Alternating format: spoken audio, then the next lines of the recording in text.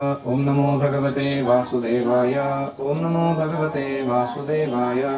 नारायणं नमस्कृत्य नरं चैव नरोत्तमं देवीं सरस्वतीं व्यासं ततो जयमुदीरयेत्। नष्टप्रायेषु अभद्रेषु नित्यं भागवत सेवया भगवतेरुत्तमश्लोके भक्तिर्भवति नैष्ठिकी। कृष्णाय वासुदेवाय देवकी नन्दनाय च नन्दगोपकुमाराय गोविन्दाय नमो नमः।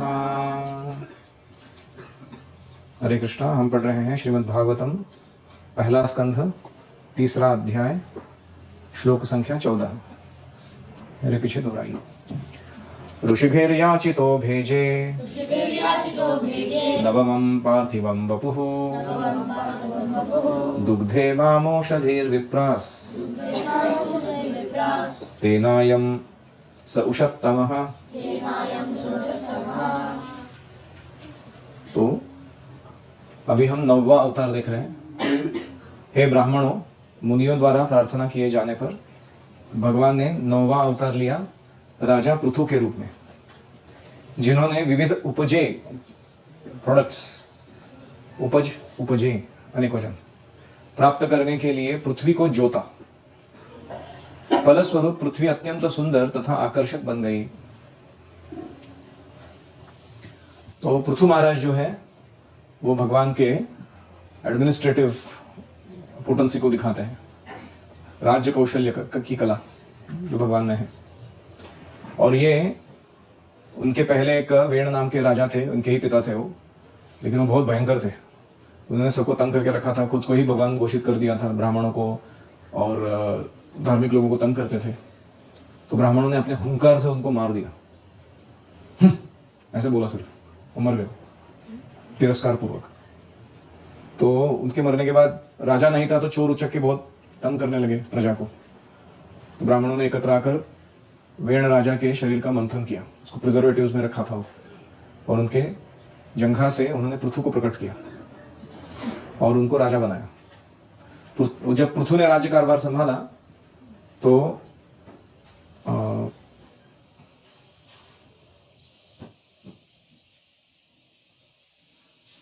उनके यहाँ पृथ्वी जो है वो प्रजा जो है वो नास्तिक बनने के कारण और चोरों का बहुत सारा बोलबाला होने के कारण अपने अंदर सारे सुविधाओं को साधन सामग्री को छुपा के रखी थी, दे नहीं रही थी किसी को। अच्छा राजा आ गया अभी, फिर भी पृथ्वी को डर था कि कहीं लोग ना बिगड़ जाए। तो पृथु महाराज ने पृथ्वी को डरा धमका के, गौ माता के रूप में थी वो, कहा कि अगर तुम अभी सही समय है और सही व्यक्ति है राज्य करने वाले, अभी तुम्हें अपनी वसुन धारयति, वसुन मतलब वेल्थ, धारयति मतलब जिसके पास है, इसके लिए पृथ्वी का नाम है वसुंधरा। तो सारे अपने वेल्थ को दे देना चाहिए दूसरों के लिए। तो भूमाता ने कहा कि मैं गौ के रूप में हूँ, आप अरेंज कीजिए, अलग अलग प्रजातियां जो हैं उनके लीडर्स आए और मेरा मंथन करें, दूध निकाले और उसके द्वारा मैं अलग अलग वस्तुओं को उनको प्रदान करूंगी। तो ये अरेंज किसने किया? पृथु महाराज ने। और महाराज पृथु ने पृथ्वी से अनेक उत्पाद खोज निकाले। वो ऐसे राजा थे कि सारी प्रजा ना केवल प्रसन्न थी, वो भगवत भक्तिमय थी और पृथ्वी भी बहुत सुंदर लगने लगी इस राजा के होते। ये था 9वां अवतार। ये सारे अवतारों का वर्णन विस्तार से आगे आएगा, इसलिए हम ज्यादा डिटेल में नहीं जा रहे। अभी 10वां अवतार। रूपम स जगृहे मात्स्यम चाक्षुषोदधि संप्लवे नाव्यारोप्य महिमय्याम अपाद्वैवस्वतं मनुम। जब चाक्षुष मनु के युग के बाद पूर्ण जल प्रलय हुआ, सारा जगत जल में डूब गया, तब भगवान एक मत्स्य के रूप में आए, मछली के रूप में, और वैवस्वत मनु को नाव में रखकर और अन्य भी कुछ स्पीशीज अलग अलग प्रकार के उनके नरमादाओं को साथ में लेकर उन्होंने उनकी रक्षा की। तो हर बार जब मनु बदलते हैं तो प्रलय नहीं होता है, लेकिन चाक्षुष मनु का कार्यकाल जब खत्म हुआ था तो सत्यव्रत को मत्स्यावतार की लीला, अद्भुत लीला दर्शाने के लिए वो प्रलय किया गया था। और जीव गोस्वामी वो कहते हैं कि प्रत्येक मनु के बाद जब राज्य बदलता है तो प्रलय नहीं होता। और उस समय ये सत्यव्रत जो थे, उन्होंने राजा थे, उन्होंने मत्स्यावतार की आराधना की। मत्स्यावतार आए और उन्होंने एक बहुत सुंदर नाव बनाने को कहा था उनको कि आगे चलकर प्रलय आने वाला है, आप पहले से ही तैयारी रखिए। और जब वो प्रलय आया तो ये मत्स्यावतार ने अपने हॉर्न के ऊपर, मतलब वो फिश को एक हॉर्न था, सिंग, उसके ऊपर एक डोरी से उस नाव को पकड़ कर रखा और इन सारे जीवों को और सत्यव्रत महाराज को रक्षा की, उनको प्रलय में बचाया। और ये बहुत विशेष अनुग्रह दिखाया। सुरासुराणाम उदधिम अत्नताम मंदराचलम दध्रे कमठ रूपेण पृष्ठ एकादशे विभु। भगवान का 11वां अवतार था कच्छप रूप, कछुआ, जिनकी पीठ ब्रह्मांड के आस्तिकों तथा नास्तिकों द्वारा मथानी के रूप में प्रयुक्त की गई और मंदराचल के पर्वत के लिए आधार बनी। तो ये लीला हम सब जानते हैं, समुद्र मंथन लीला। आस्तिक और नास्तिक यानी देवता और असुर, इनका बीच संग्राम हुआ था। तो इन्होंने सोचा कि क्या बार बार झगड़ा कर रहे हैं हम लोग, हमारा गोल तो एक ही है ना, अमृत प्राप्त करना है हमको, ताकि हम इंद्रिय तृप्ति अच्छे से कर सकें और हमारा जीवन जो है वो लंबा हो जाए। अमर तो नहीं हो सकता, लेकिन अमरत्व की ओर जाया जाए, तो हम साथ में आके करेंगे। तो इस प्रकार ये जो पूरा लीला है, स्टार्ट टू एंड भगवान ही सब कुछ कर रहे हैं इसमें। इन दोनों को साथ में लाना, फिर उनको ये आइडिया देना कि वासुकी को आप रस्सी बनाइए, मंदार पर्वत को मथनी बनाइए और क्षीरोदक सागर का मंथन कीजिए और उसमें से अलग अलग रत्न प्रकट होंगे। मंथन के पश्चात वो आप बांट लीजिए एक में दूसरे में, अंत में अमृत प्रकट होगा, वो भी बांट लेना। तो हमने हाँ हाँ बोला, करने लगे समुद्र मंथन। और उसके बीच में बहुत सारी लीलाएं हैं, लेकिन एक महत्वपूर्ण भाग ये आता है कि वो बंदर अच्छा डूबने लगा वो पानी में, उसको धारण कौन करेगा नीचे से, वेट कितना उसका। तो फिर भगवान आए कच्छप रूप में, कछुए के रूप में, और उसके नीचे जाके उसको सपोर्ट दिए, पकड़ के रखे अपने पीठ पर। फिर वो लुढ़कने लगा ऊपर से, टॉपल होने लगा, क्योंकि मंथन कर रहे हैं ना, दोनों दिशा से खींचा जा रहा है उसको। तो भगवान आए अजित के रूप में, और अजित जो अवतार है भगवान का, उन्होंने उसको ऊपर से धारण करके रखा, पकड़ रखा, ताकि वो लुढ़क ना जाए मथनी। और इस प्रकार से मंथन चलता रहा, अंत में अमृत आया। फिर वापस भगवान देखे कि असुरों ने देवताओं को झपट्टा मार के वो अमृत का कुंभ लेके भाग गए। वो इक्वल बांटने का तो विचार कुछ कर ही नहीं रहे थे असुर सब खुद ही पीना चाहते थे। तो भगवान आए किसके रूप में, मोहिनी मूर्ति के रूप में, और पूरा असुरों को भ्रमित कर दिया अपने सौंदर्य से। उनका सुंदरता देखकर असुर लोगों अपना अमृत कुंभ उनके हाथ में दे दिए मोहिनी मूर्ति के, बोला आप जैसा बांटोगे हमको चलेगा। फिर जाके वो मोहिनी मूर्ति ने सारा अमृत जो है देवताओं में पिला दिया। तब असुरों को समझ में आ रहा है ये तो विष्णु है हमको फंसा दिया इन्होंने। तो ये सारी जो लीला है वो भगवान का 11वां अवतार कच्छप रूप के बाद शुरू हुई।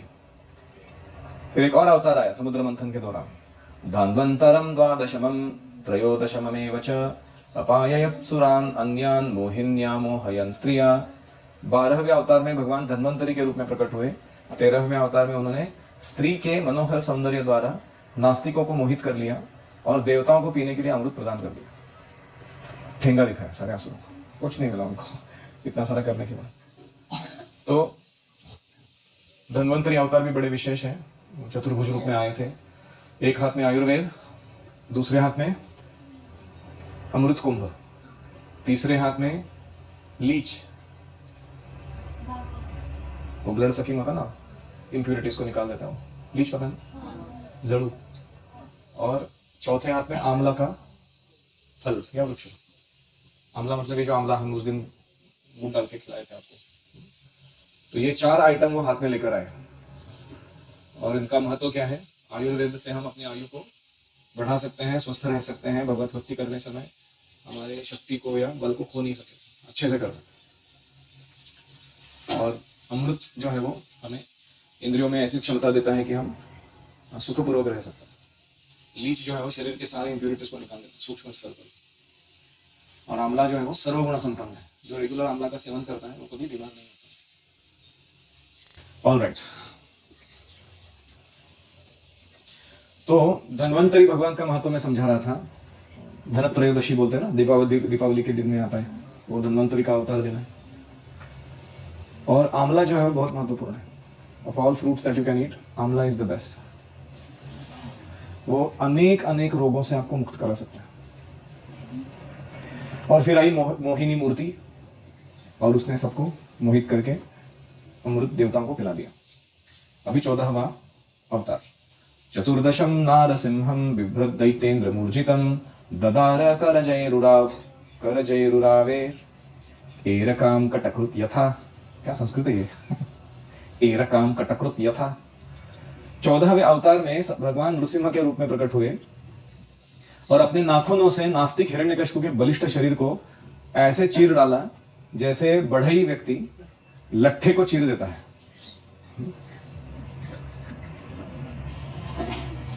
कटकृत मतलब क्या होता है? बेत का काम करने वाला जो व्यक्ति होता है ना, वो क्या करता है, ऐसा बेत का एक लंबा पार्ट लेता है कोई घास का और उसको बीच में पकड़ के उसे फाड़ देता है। देखा आपने? वैसे भगवान नरसिम्हदेव ने हिरण्यकशिपु को हाफ फाड़ दिया। ऐसे वो वर्णन करते।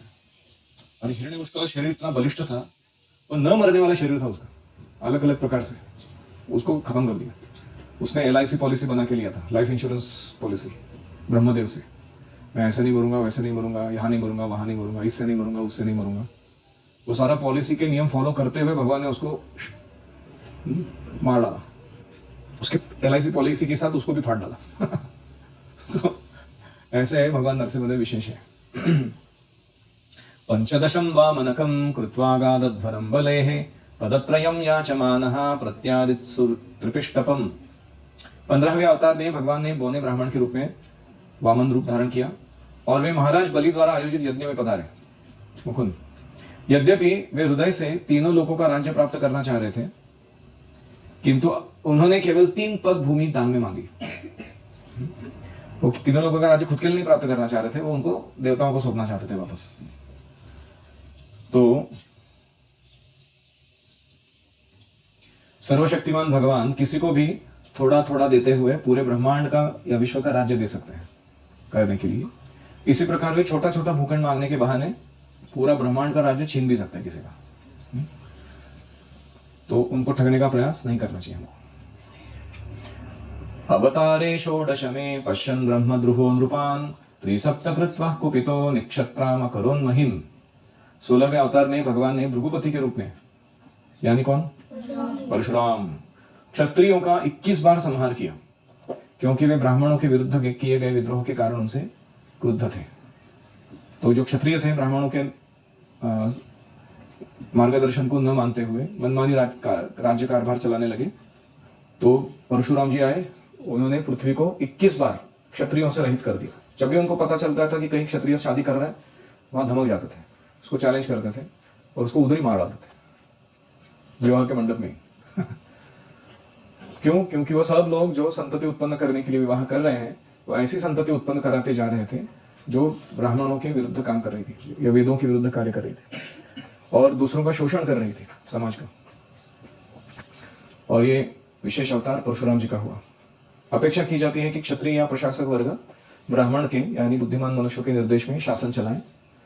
प्रामाणिक शास्त्रों के आधार पर ब्राह्मण उन्हें निर्देश दे, और जब कभी क्षत्रिय विद्वान बुद्धिमान ब्राह्मणों के आदेशों की अवज्ञा करते हैं तो बलपूर्वक उन्हें उस पदों से हटा दिया जाता है और बेहतर प्रशासन की व्यवस्था लगा दी जाती है उनकी जगह पर।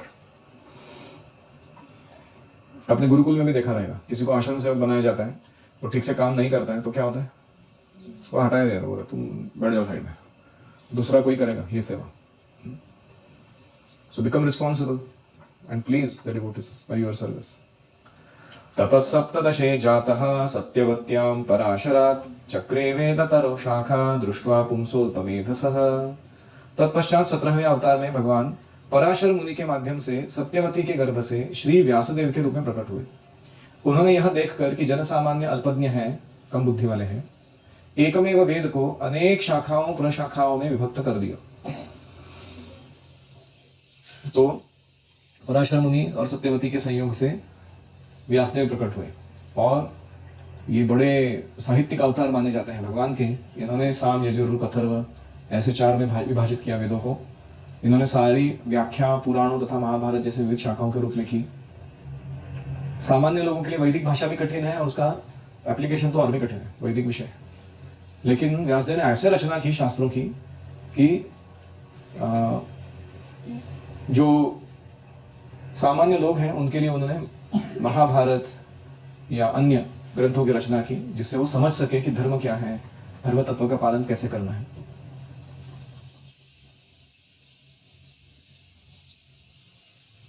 नरदेवत्वमापन्नः सुरकार्य चिकीर्षया समुद्र निग्रहादीनि चक्रे वीर्याण्यतः परम्। 18वें अवतार में भगवान राजा राम के रूप में प्रकट हुए।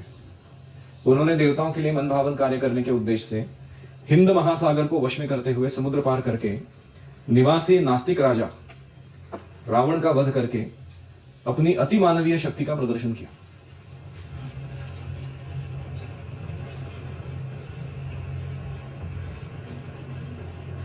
कभी कभी भौतिक सभ्यता की उन्नति के कारण भौतिक विज्ञान और अन्य कार्यों की सहायता से भगवान की सुस्थापित व्यवस्था को चुनौती देने के उद्देश्य से रावण तथा हिरण्यकशिपु जैसे बड़े बड़े असुर और नास्तिक अत्यंत प्रसिद्ध बन जाते हैं।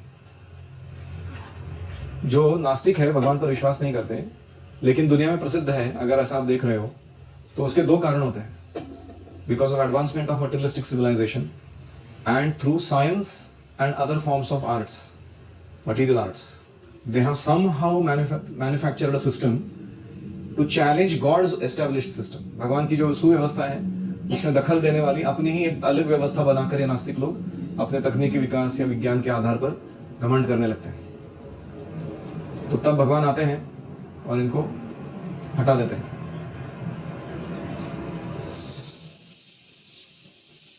तो रावण का क्या प्लान था?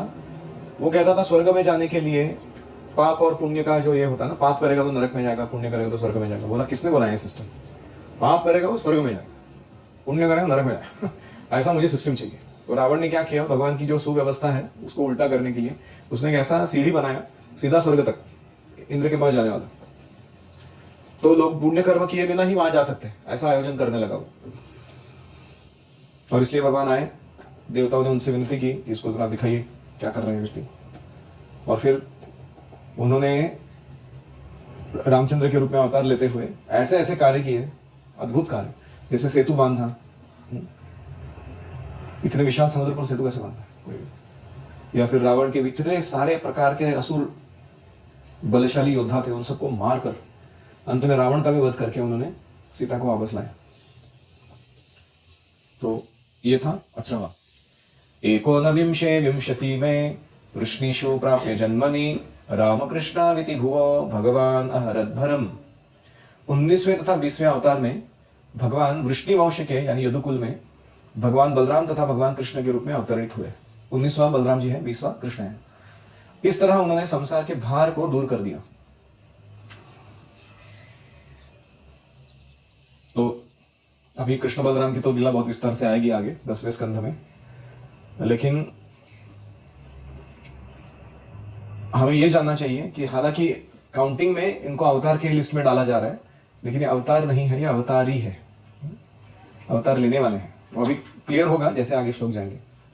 ततः कलौ संप्रवृत्ते सम्मोहाय सुरद्विषां बुद्धो नाम्नंजना सुतः कीकटेषु भविष्यति। तब भगवान कलयुग के प्रारंभ में गया प्रांत में अंजना के पुत्र बुद्ध के रूप में उन लोगों को मोहित करने के लिए प्रकट हुए जो श्रद्धालु आस्तिकों से ईर्ष्या करते हैं। तो भगवान की एक शक्तिवेश अवतार है बुद्ध, और ये बिहार में अंजना के पुत्र के रूप में प्रकट हुए, गया नाम की जगह वहां पर। अब में से कौन है बिहार का? तो उन्होंने क्या किया? उन्होंने अहिंसा की विचारधारा प्रस्तुत की, लोगों को बोला कि बिकम अहिंसक। क्यों? क्योंकि वेदों द्वारा अनुमत पशु यज्ञों को ब्राह्मण लोग दुरुपयोग करके बिना मतलब की हिंसा कर रहे थे। बुद्ध ने कहा कि ये वेदों को भी बाजू में रखो और पशु हिंसा बताने वाले यज्ञों को भी बाजू में रखो। बुद्धम शरणम गच्छामि, संघम शरणम गच्छामि, धर्मम शरणम गच्छामि। तो आपको धर्म की, बुद्ध की और संघ की शरण लेनी चाहिए। तो ये बुद्धिस्ट फिलोसॉफी का 3 मेन सूत्र है। तो ब्राह्मणों ने क्या किया था? वैदिक यज्ञों के बहाने प्रत्येक स्थान को कसाई घर में बदल दिया था और बेरोक टोक पशुवध किया जा रहे थे। तो बुद्ध आए, उन्होंने नास्तिकों को मोहित किया। ये नास्तिक थे, ईश्वर में विश्वास नहीं रखते थे, लेकिन वेदों का दुरुपयोग करके हिंसा करके मांस खाना चाहते थे। तो उनको मोहित करके भगवान ने उनको अपनी तरफ आकर्षित किया। बुद्ध में पूर्ण श्रद्धा रखते हैं वो लोग, और बुद्ध खुद को बोल रहे कि मैं नास्तिक हूं, लेकिन बुद्ध कौन है? भगवान के शक्तिवेश अवतार है। तो इनडायरेक्टली नास्तिक लोग किसको फॉलो कर रहे हैं? भगवान को ही फॉलो कर रहे हैं, है कि नहीं?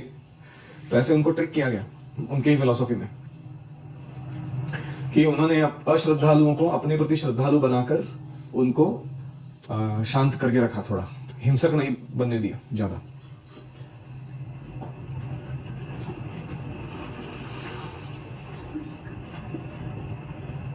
बहुत बड़ा लंबा तात्पर्य देते हैं बुद्ध के कार्य के बारे में।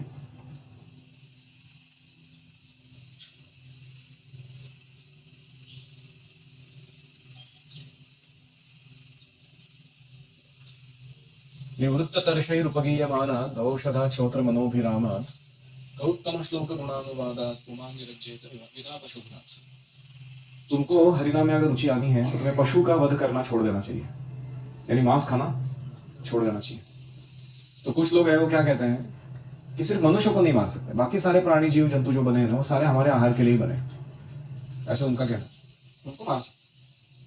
रूपा जी कहते थे कि क्रिश्चियनिटी के 10 कमांडमेंट्स में पहला कमांडमेंट क्या है, दाउ शैल नॉट किल, तुम्हें हत्या नहीं करनी चाहिए। तो तुम मार क्यों रहे, पशुओं का वध क्यों कर? तो वो कहते थे कि दाउ शैल नॉट किल मतलब you should not kill human beings, बाकी सबको मार सकते हैं। तो बात कहते नहीं, तो फिर वर्ड होता था मर्डर, क्योंकि मर्डर शब्द किसके लिए उपयोग होता है, मनुष्य के लिए। किल किसके लिए उपयोग होता है, सबके लिए, है कि नहीं? तो कमांडमेंट क्या बोल रहे हैं, दाउ शैल नॉट मर्डर, नहीं दाउ शैल नॉट किल। तो इसलिए यह कहना मूर्खता है कि पशुवध को आत्म साक्षात्कार से कुछ लेना देना नहीं है। आत्म साक्षात्कार अपनी जगह पे पशुवध कर सकते हैं, कोई प्रॉब्लम। ये घातक सिद्धांत है। कलियुग की कृपा से ऐसे अनेक तथाकथित सन्यासी सामने आए हैं जो वेदों के बहाने पशुवध का उपदेश दे रहे हैं। और इसमें एक बहुत फेमस सन्यासी हैं जो भारत से गए शिकागो में, और उन्होंने अपने मिशन का प्रचार करते समय यह कह दिया कि तुम मांस खा सकते हो, तुम सिगरेट फूंक सकते हो, और फिर भी तुम अद्वैत वेदांत पढ़ के ब्रह्म में लीन हो सकते हो, स्वयं ब्रह्म बन सकते हो। तो इस प्रकार ये डिस्कशन पहले भी हो चुका है। एक बार चैतन्य महाप्रभु और चांद काजी के बीच में वार्तालाप हुआ था।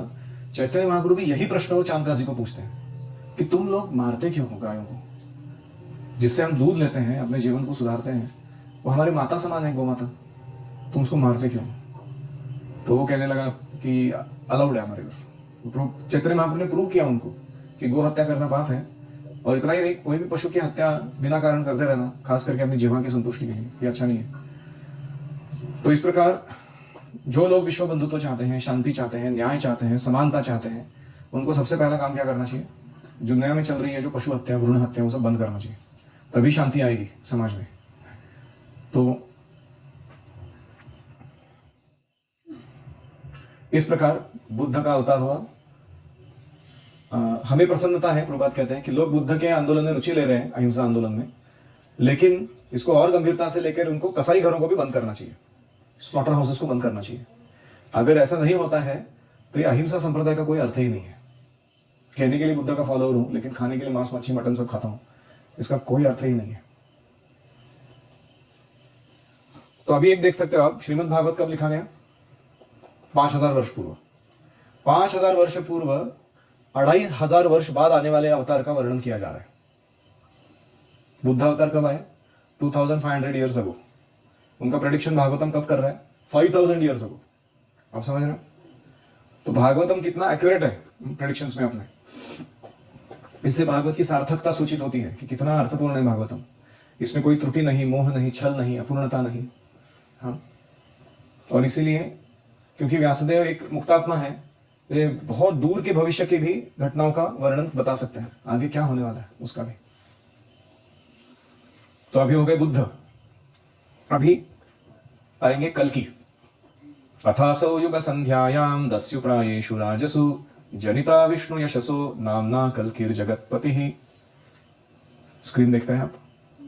तत्पश्चात सृष्टि के सर्वे सर्वा भगवान 2 युगों के संधि काल में, यानी कलयुग खत्म हो रहा है और सत्ययुग शुरू होने वाला है, उसके बीच का काल को क्या कहते हैं, जॉइंट पीरियड, संध्या। संधि जहां है उसको क्या कहते हैं, संध्या।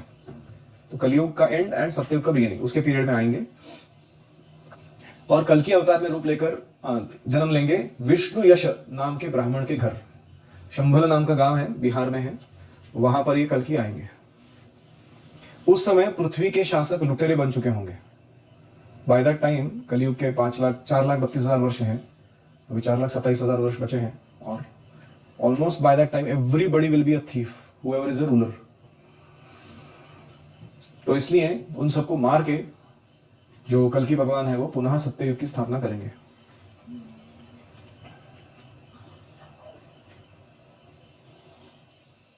अभी श्रीमद् भागवतम कितना प्रामाणिक है देखो, कि आगे आने वाला अवतार जो कलयुग के एंड में है उसका भी बता रहे हैं अभी कि आने वाले हैं करके।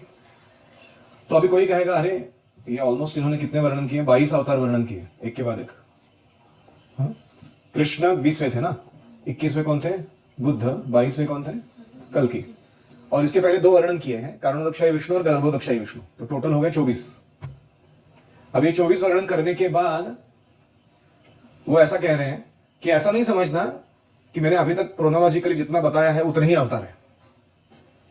अवतारा ही असंख्येया हरे सत्वनिधे द्विजाः यथा विदासिनः कुल्याः सरसस्यु सहस्त्रशः। हे ब्राह्मणों, भगवान के अवतार उसी तरह असंख्य है जिस प्रकार अक्षय जल के स्रोत से निकलने वाले असंख्य झरने होते हैं। जैसे आप मानसरोवर जाएंगे, अगर वो ऊंची जगह पे स्थित है वो, और उसके अलग अलग कोनों में से उसका जल जो है वो बाहर छलकता रहता है, और उसमें से बहुत सारे झरने बहते हैं सब दिशाओं से, चाइना में, इंडिया में, सब जगह पर। ऐसे ही भगवान क्या है? कृष्ण वो बड़े रिजर्वायर जैसे हैं जिसका पानी अक्षय है। और ये जो अवतार है वो कौन है? वो जो झरने आ रहे हैं उसमें से कितने झरने निकल सकते हैं? असंख्य निकल सकते हैं, और फिर भी वो पानी वैसे का वैसा ही रहेगा। पूर्णमदः पूर्णमिदं पूर्णात् पूर्णमुदच्यते पूर्णस्य पूर्णमादाय पूर्णमेवावशिष्यते। वो ऐसे ही चलता रहेगा भगवान का कार्य अवतार लेने का, और उनमें कोई कमती नहीं होगी। तो अभी अन्य अनेक अवतार है, और प्रभुपाद अभी सैंपल देते हैं। श्री हयग्रीव, हरि, हंस, कृष्णिगर्भ, विभु, सत्यसेन, वैकुंठ, सार्वभौम, विश्वक्सेन, धर्मसेतु, सुधामा, योगेश्वर, बृहद्भानु, ये प्राचीन युग के अन्य अवतार हैं। प्रहलाद महाराज कहते हैं कि आप इतने सारे अवतार धारण करते हैं, जितने जलचर हैं, जितनी वनस्पतियां हैं, जितने सरीसृप सरपटनारे प्राणी, जितने पक्षी हैं, जितने जंतु हैं, जितने मनुष्य हैं, जितने देवता हैं, जितनी योनियां हैं, हर योनि में आप अवतार लेते हो। इस प्रकार आवश्यकता अनुसार आप स्वयं अवतरित होते हो, और कलयुग में आप एक भक्त के वेश में अवतार लेते हो। ऐसे कौन बोलते हैं? प्रहलाद महाराज। कहाँ बोलते हैं? श्रीमद् भागवतम के 7वें स्कंद में। वही प्रहलाद महाराज क्या बोल रहे हैं कि भगवान अवतरित होते हैं कलयुग में एक भक्त के रूप में। ये तो लिस्ट में नहीं था ना अभी के। वो कौन है? चैतन्य महाप्रभु। चैतन्य महाप्रभु के अवतार को वेद छुपा के रखते हैं, क्योंकि भगवान ऐसी लीला कर रहे हैं कि वो भक्त के रूप में आ रहे हैं, भगवान के रूप में नहीं। तो यह अवतार उनके सामने ही प्रकट होता है जो स्वयं कृष्ण के भक्त बनना चाहते हैं, वरना उनको इसकी मालूमात नहीं होती। कलयुग में भगवान का यह अवतार चैतन्य महाप्रभु है। भागवत तथा अन्य शास्त्रों में ऐसे कई स्थल है जहाँ चैतन्य महाप्रभु के रूप में भगवान के अवतार का स्पष्ट उल्लेख हुआ है। ब्रह्म संहिता में कहा गया है, रामादि मूर्तिषु कला नियमेन तिष्ठन् नाना अवतार करोत् भुवनेषु किन्तु कृष्णः स्वयं समभवत्। एक अवतार में, ये सारी लिस्ट में कृष्ण स्वयं आए हैं, अवतार ही आए हैं। परमः पुमान्यो गोविंदमादि पुरुषम तमहम भजामि। उस कृष्ण के अवतार को मैं भजन करता हूँ। या ऐसे बहुत सारे हैं, चैतन्य उपनिषद है और अन्य भी जगह है, वहाँ पर चैतन्य महाप्रभु का प्रेडिक्शन आता है वेदों में। तो इसलिए हमें ऐसे नहीं समझना चाहिए कि चैतन्य महाप्रभु केवल एक सोशल रिफॉर्मर थे, थोड़े संत थे, अच्छे व्यक्ति थे, अच्छा काम किया उन्होंने। स्वयं भगवान है, भक्त रूप में अवतार लिए हैं। ये खास करके महाराष्ट्र लोगों को बताना पड़ता है, क्योंकि वो बंगाल के बैकग्राउंड से नहीं है। बंगाल वाले बहुत सरलता से चैतन्य महाप्रभु को मानते हैं, महाराष्ट्र वालों का अपना ही है कुछ दिमाग। तो प्रभुपाद जी लिखते हैं, ये सारे जो अवतार उनका ऊपर उल्लेख हुआ, ये सारे पूर्णांश हैं भगवान के। कुमारगण दिव्य ज्ञान से विभूषित है, नारद मुनि भक्ति से आविष्ट हैं, महाराज पृथु प्रशासनिक कार्य की शक्ति से युक्त है, मैनेजमेंट स्किल। मत्स्य अवतार प्रत्यक्ष पूर्णांश हैं। तो ऐसे समग्र अवतार जो है इस ब्रह्मांड में निरंतर आते रहते हैं, जिस प्रकार जल प्रपातों से निरंतर जल बहता रहता है। तो कोई कहेगा अरे बाप रे, यानी ब्रह्मांड का निर्माण होने के बाद अभी 50 साल हो गए ब्रह्मा जी के आयु के, कितने अवतार आ चुके हैं इस ब्रह्मांड में? Can you count? ऐसे कितने ब्रह्मांड हैं, उनमें कितने अवतार हुए रहेंगे? और अगर इतने अवतार है तो इसका मतलब है इस अवतार का ओरिजिनल फॉर्म जो है स्पिरिचुअल वर्ल्ड में, वो कितने प्लैनेट्स रहेंगे, वो स्पिरिचुअल प्लैनेट्स। आप समझ गए मेरा प्रश्न? और उन स्पिरिचुअल प्लैनेट्स में कितने डिवोटीज रहेंगे जो उस स्पेसिफिक अवतार की आराधना कर रहे हैं? क्या पॉपुलेशन है स्पिरिचुअल वर्ल्ड का और डिवोटीज का? हम होते हैं ना, ये नास्तिक लोग बहुत बढ़ गए हैं, जाके वैकुंठ में इतना घूम के आओ तुमको समझ में आएगा कि इनका संख्या नगण्य है। Majority of the creation is actually filled with devotees. ठीक है। ऋषयो मनवो देवा मनुपुत्रा महौजसः कला सर्वे हरेरेव सप्रजापतयः स्मृताः। सारे ऋषि, मनु, देवता और विशेष रूप से शक्तिशाली मनु की संतानें भगवान के अंश या उनके अंशों की कलाएं हैं। इसमें प्रजापति गण भी सम्मिलित है। तो जो अवतार है लेकिन शक्ति में थोड़े कम है, उनको क्या कहते हैं? विभूति। और जो अधिक शक्तिशाली होते हैं उनको आवेश कहते हैं। Mukund and Haridev hold each other's ears and do nice 10-20 push-ups, sit-ups, and then go for frog jumps. तो कम अवतार, कम शक्ति है तो उनको कहते हैं विभूति, और अधिक शक्ति है तो उनको कहते हैं आवेश। अभी इतने सारे हो गए। इसके एंड में अभी एक श्लोक आता है, इसको श्रीमद् भागवत का परिभाषा सूत्र कहा जाता है। बहुत ही इंपॉर्टेंट श्लोक है जीव गोस्वामी के हिसाब से। एते चांशकला पुंसः कृष्णस्तु भगवान स्वयं इंद्रारी व्याकुलं लोकम रुडयन्ति युगे युगे। उपरयुक्त यानी ऊपर कहे गए सारे अवतार या तो भगवान के पूर्ण अंश हैं या उनके पूर्णांश के अंश है, इसको कला कहते हैं। लेकिन श्री कृष्ण तो आदि पूर्ण पुरुषोत्तम भगवान है। कृष्णस्तु भगवान स्वयं। वे सब विभिन्न लोकों में नास्तिकों द्वारा उपद्रव किए जाने पर प्रकट होते रहते हैं। भगवान नास्तिकों की रक्षा करने के लिए अवतरित होते हैं। नास्तिकों से उपद्रव को नष्ट करना और आस्तिकों की रक्षा करना, परित्राणाय साधूनां विनाशाय च दुष्कृताम्, इसके लिए वो अवतार लेते हैं। अभी प्रभा लिखते हैं, इस विशिष्ट श्लोक में भगवान श्री कृष्ण को अन्य अवतारों से पृथक किया गया है। एते च अंश कला पुंसः, ये 24 जो हमने बताया अंश है या कला है, पूर्णांश है या उसकी पोर्शंस है। कृष्ण तू, ये तू शब्द क्या करता है? कृष्ण को कैटेगोरिकली सेपरेट कर देता है उनमें से। जैसे मैं कहूं कि ये सारे छात्र हैं, परंतु ये एक हमारा बंदा जो है वो विशेष छात्र है, ये आगे चल के हमारे गुरुकुल का आचार्य बनेगा। तो that categorically separates that person out. आप बोल रहे हो, समझ रहे? तो कृष्णस्तु भगवान स्वयं। तो अवतर मतलब नीचे उतरना, अवतार मतलब जो ऊंचे स्थिति में है वहां से उतर के नीचे आए हैं भौतिक जगत में, उनको क्या कहते हैं? अवतार। ये मराठी मतलब अवतार नहीं है, काय अवतार करून घेतलाय वो अवतार नहीं। अवतरती, नीचे उतरने वाला। तो भगवान मूल रूप से समस्त ऐश्वर्य, सामर्थ्य, यश, सौंदर्य, ज्ञान, वैराग्य से पूर्ण है, और जब जब जो जो जरूरी होती है उस अनुसार वो इन 6 ऑप्युलेंसेस को, ऐश्वर्यों को उतनी मात्रा में प्रकट करते हैं। जैसे आपको ये सूर्य को प्रकाशित करना है तो इतना लाइट काफी है। आपको किसी स्टेडियम को प्रकाशित करना है तो बड़े फ्लड लाइट लगाते हैं, lakhs and lakhs of water रहता है उसका डे नाइट मैच खेलने के लिए। देखा आपने? ऐसे ही पूरे पृथ्वी को प्रकाशित करना है तो सूर्य ही चाहिए, फिर वो उसका क्या पावर है? तो जितना जरूरी है उतना शक्ति का आवेश लेकर भगवान आते हैं। इसीलिए अलग अलग अवतारों का अलग अलग पोटेंसी है। तो लेकिन एक बिजली घर होता है, और बिजली घर की जो क्षमता है जिससे बड़े बड़े औद्योगिक डायनामो चलाए जाते हैं, वो बिजली घर से ही सब पावर आता है ना। लेकिन अल्टीमेटली आप, हमारे पास 1 वाट है, आपके पास 4 वाट है, 100 वाट है, 1000 वाट है, लेकिन ओरिजिनल कहाँ से आ रहा है? वो भाखरा नानगल पावर डैम उधर से नहीं कहा, उसमें कितना पावर है? कितने सारे विलेजेस को चकाचौंध कर रहे हो प्रकाश देके। ऐसे ही अलग अलग अवतार जो हैं छोटे छोटे बल्ब के जैसे हैं। और कृष्णस्तु भगवान स्वयं, वो कौन है? वो ओरिजिनल पावर सोर्स है वो सबका।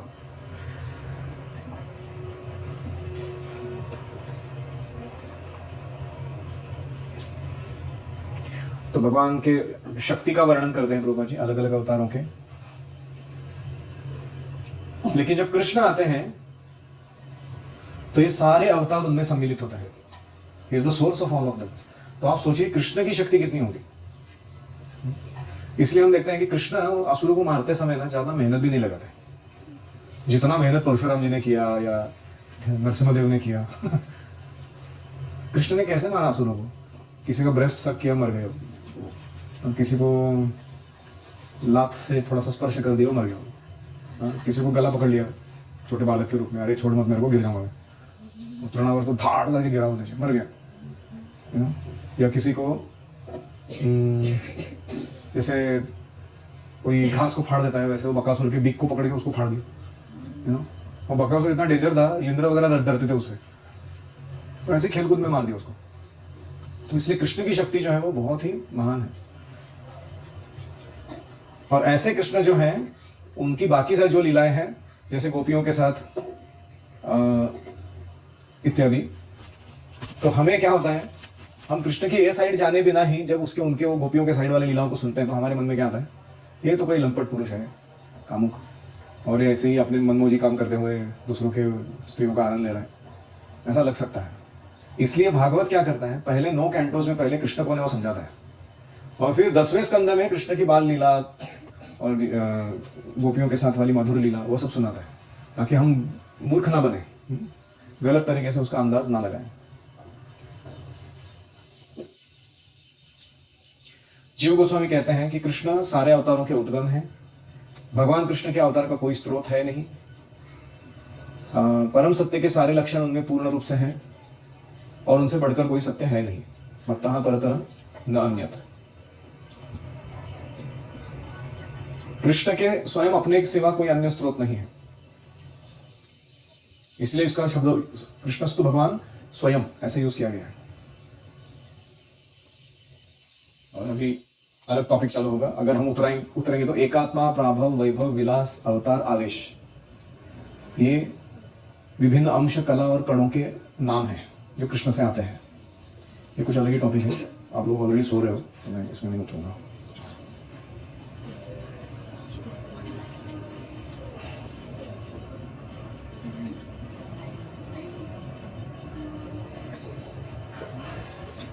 ये श्लोक मेरा बहुत फेवरेट है, इसलिए मैं आज थोड़ा सा बोलता हूँ और कल पूरा बोलूंगा।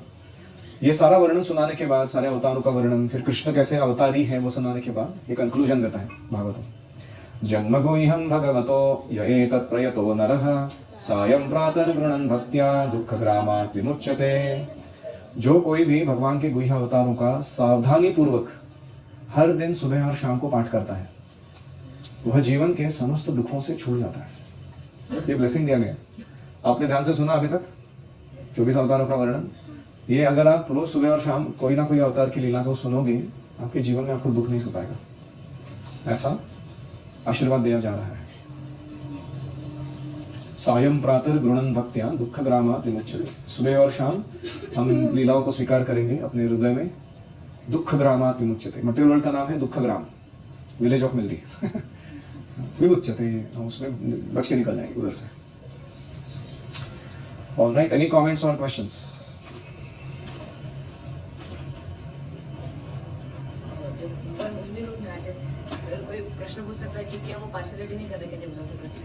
क्या भगवान पार्शियलिटी नहीं कर रहे भगवान को, देवताओं को अमृत पिला के? देखो, पार्शियलिटी किसको बोलते हैं, जब दोनों साइड को इक्वली मौका ना दिया जाए। क्या असुरों से भक्ति करने का या असुरों से धर्म तत्व पालन करने का अधिकार भगवान ने छीन लिया है? वो खुद चुन रहे हैं ना, वे नहीं करना चाहते, है कि नहीं? तो उसका फल वो भोग रहे हैं। जैसे बारिश सब जगह हो रही है, कुछ बीज है वो गुलाब के हैं और कुछ बीज है वो बबूल के हैं। क्या बारिश का दोष है कि इधर बबूल का पेड़ आ गया और इधर गुलाब का आ गया? नहीं है ना। तो ये भौतिक इच्छाएं लेकर बैठे हैं असुर अपने हृदय में, इसलिए वो भगवान से द्वेष करते हैं, भगवान की व्यवस्था से द्वेष करते हैं और अपने आप को मिजरेबल बनाए रखना चाहते हैं। इसमें भगवान का क्या प्रॉब्लम है? उसमें क्या पार्शियलिटी? उनके स्वतंत्रता का भगवान ने तो कोई ये नहीं किया, जोर जबरदस्ती तो नहीं किया उनके ऊपर। जैसे अपने घर में होता है, कभी कभी 10 भाई है, उसमें से 4 भाई है वो बहुत अच्छे हैं, पिता की सुनते हैं, 6 भाई नहीं सुनते। पिता की संपत्ति सबकी समान है ना, कि पिता ऐसे भेद करते हैं कि ये मेरे नहीं सुनता तो इसको कुछ नहीं दूंगा मैं। पिता सबसे प्रेम करता है क्योंकि उनके ही बेटे हो। प्रॉब्लम किधर आता है? जब हम अपनी ईर्ष्या, द्वेष, स्वतंत्र इच्छा को लेकर कुछ ऐसा करने लगते हैं जिससे पिता को ही नहीं बाकी सबको तकलीफ हो, तो फिर पिता कहते हैं भैया इसको एक कोना दे दो कहीं, अपना अपना जीवन खराब करने के लिए, ये सबके जीवन को ना बिगाड़ दे कहीं। ठीक है, तो इसको पार्शियलिटी नहीं। हाँ, कैसे समझा आपको?